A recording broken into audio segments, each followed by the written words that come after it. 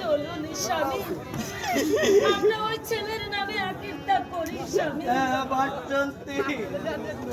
আমার বাবা দরবেশের এই বাক্য মতে এই আমরা জানি কাজটা করতে পারি।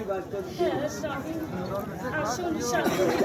চলো বাচ্চন্তি, আমাদের দরবেশ বাবা এক কথা বলেছে। তরুণ দরবেশ বাবা, আপনার বাক্যতে আমরা সেই কাজ নগরে বিখ্যাত করেছি দরবেশ বাবা। তবে চলো বাবা, ভিক্ষা করেছো, তোমার ছেলের নামে গরু কিনে একটা আহিদা করে দাও বাবা।